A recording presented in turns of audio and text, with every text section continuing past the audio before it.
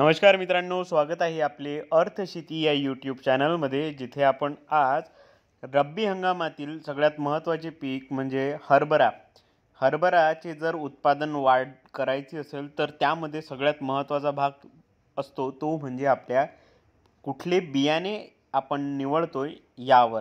कारण उत्पादन हे खतावर आणि आपल्या संपूर्ण नियोजनावर असतेच, परंतु त्यापेक्षाही महत्त्वाचे म्हणजे कुठल्या बियाणे आपण वापरत आहोत यावर सुद्धा असते.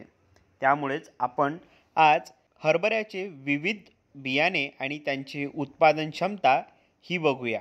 कुठले कोरडवाहू किंवा बागायती या भागात अत्यंत चांगले परफॉर्म करते हे सुद्धा समजून घेऊया. आणि सोबतच आपल्याला कुठले महत्त्वाचे मुद्दे असतील जे आपल्याला उत्पादन वाढीसाठी आवश्यक आहेत ते सुद्धा जाणून घेऊया. त्यापूर्वी आपल्या अर्थशेती या यूट्यूब चॅनलला जर सबस्क्राईब केले नसेल तर सबस्क्राईब जरूर करून घ्या, कारण असेच हरभऱ्याविषयी विविध व्हिडिओ येणारच आहेत आणि जे उत्पादन वाढीसाठी तुम्हाला मदत करतील. तर पहिला क्रमांक लागतो तो म्हणजे फुले विक्रांत हा 105 ते 110 दिवस परिपक्व होण्यासाठी घेतो. त्यानंतर याचा जो दाना आहे याला चोच नसते. जसा जॅकी 9218 आहे त्या प्रकारेच याचा सुद्धा दाना असतो आणि याच्या 100 दाण्यांचे जे वजन आहे ते जवळपास 20 ग्रॅम एवढे असते. हा बागायती पेरणीसाठी अत्यंत योग्य आहे. महाराष्ट्र, गुजरात, मध्य प्रदेश, दक्षिण राजस्थान अशा राज्यांसाठी हा प्रसारित केलेला आहे. आणि सगळ्यात महत्त्वाचे म्हणजे याचे जे उत्पादन आहे ती उत्पादन क्षमता ही 41.66 क्विंटल प्रति हेक्टर एवढी आहे. त्यामुळे यावर्षी जर आपण कुठला वाण निवडत असाल तर फुले विक्रांत ही जात एकदा 1 एकर तरी पेरून बघा, कदाचित तुम्हाला याचा फायदा होईल. त्यानंतर फुले विक्रम ही सुद्धा 105 ते 110 दिवसांनी परिपक्व होणारी जात आहे. यामध्ये विशेषतः सगळ्यांनाच माहिती आहे की ही हार्वेस्टरने काढण्यास सोयीची आहे. त्यानंतर ही मर रोगात सुद्धा प्रतिकारक्षम आहे, अधिक उत्पादन सुद्धा देते आणि महाराष्ट्र, मध्य प्रदेश, गुजरात, दक्षिण राजस्थानसाठी ही प्रसारित केलेली आहे. हिचे उत्पादन कोरडवाहूमध्ये 16 ते 18 क्विंटल पर्यंत येते आणि बागायतीमध्ये हे 40 ते 42 क्विंटल प्रति हेक्टर एवढे येते. परंतु याचा जो सरासरी उत्पादनता आहे जिरायतीमध्ये म्हणजेच कोरडवाहूमध्ये 16 क्विंटल प्रति हेक्टर आणि बागायतीमध्ये 22 क्विंटल प्रति हेक्टर एवढी सांगितलेली आहे. त्यानंतर सर्वांचा परिचित वाण म्हणजे विजयावान हा जिरायतीमध्ये 85 ते 90 दिवस घेणारा आणि बागायतीमध्ये 105 ते 110 दिवस घेणारा वाण आहे. अधिक उत्पादन देण्याची क्षमता सुद्धा आहे आणि महत्त्वाचे म्हणजे मर रोगास प्रतिकारक्षम आहे. आणि त्यातही सगळ्यात महत्त्वाचा मुद्दा म्हणजे जर पाण्याचा ताण झाला तर तो सहन सुद्धा करू शकतो अशी क्षमता या वाणामध्ये आहे.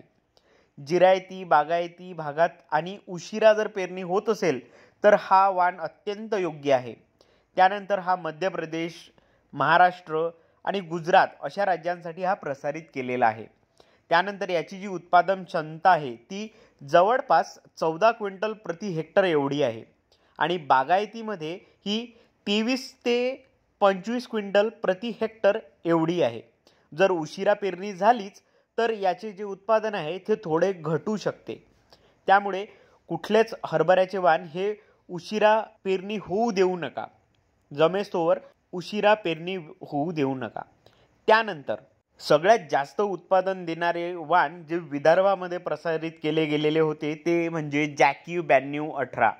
जॅकी 9218 हा असा वाण आहे की जो वरदान ठरलेला आहे. विदर्भाच्या शेतकऱ्यांसाठी तर वरदानच ठरला आहे, कारण याच्या 100 दाण्यांचे वजन हे 22 ते 26 ग्रॅम एवढे आहे. म्हणजे जेव्हा कोरडवाहूमध्ये सुद्धा उत्पादन काढायला जातो तेव्हा 10 ते 16 क्विंटल प्रति हेक्टर एवढे उत्पादन देण्याची यात क्षमता आहे. आणि जर बागायती असेल तर 26 ते 28 क्विंटल प्रति हेक्टर एवढे उत्पादन देण्याची क्षमता यामध्ये आहे.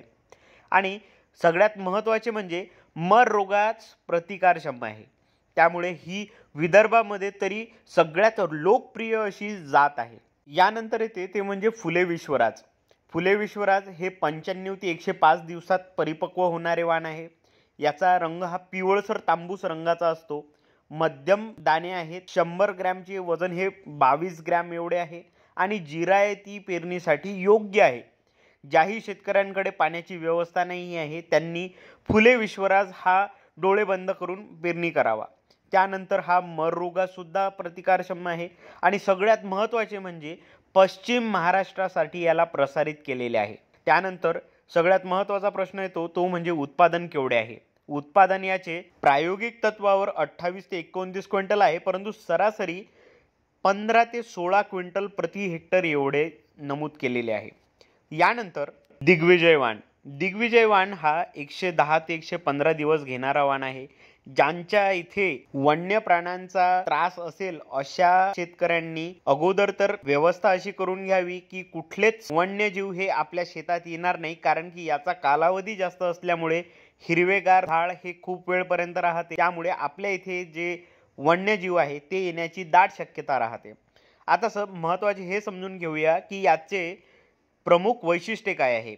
याचा दाना हा पिवळसर तांबूस रंगाचा असतो आणि याच्या 100 दाण्यांचे जे वजन आहे ते 24 ग्रॅम एवढे आहे आणि मर रोगासुद्धा प्रतिकारक्षम आहे। जिरायती शेतीमध्ये हा वापरायचा असेल तर अत्यंत उपयोगी आहे, सोबत बागायतीमध्ये तर अत्यंत चांगले असे उत्पादन देऊन जाते।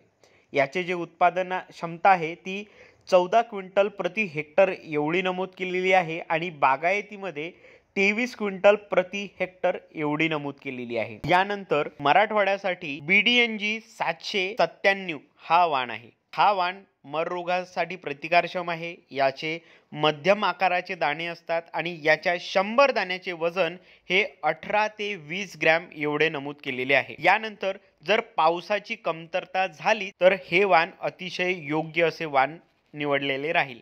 त्यानंतर याचे उत्पादन जे आहे कोरडवाहूमध्ये 14 ते 15 क्विंटल प्रति हेक्टर एवढे आहे आणि बागायती उत्पादन हे 20 ते 22 क्विंटल प्रति हेक्टर एवढे नमूद केलेले आहे।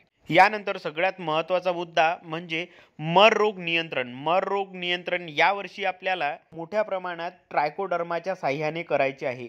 जैविक पद्धतीने करून बघूया, कारण या अगोदर आपण मोठ्या प्रमाणात रासायनिक पद्धत वापरली होती, त्यामुळे आपल्याला यश भेटले, काही शेतकऱ्यांना भेटले तर काही शेतकऱ्यांना भेटले नाही। खूप मोठ्या मोठ्या कंपनींचे आपण प्रॉडक्ट घेऊन पण चुकलो, परंतु तरीही आपल्याला याचा फायदा झाला नाही। तर यावर्षी आपण जैविक पद्धतीने मर रोग नियंत्रणात आणण्याचा प्रयत्न करू, बघूया काय रिझल्ट येते। तर अशाच माहितीसाठी आपल्या अर्थशेती यूट्यूब चॅनलला सबस्क्राईब जरूर करा आणि काही प्रश्न असल्यास आपल्या कमेंट बॉक्समध्ये जरूर टाका, जेणेकरून मी पुढील काही दिवसात त्याचे उत्तर देईल आणि सोबतच नवीन व्हिडिओ आणण्याचा प्रयत्न करेल। तोवर आपलीही काळजी घ्या आणि आपल्या हरभऱ्याची सुद्धा काळजी घ्या। धन्यवाद।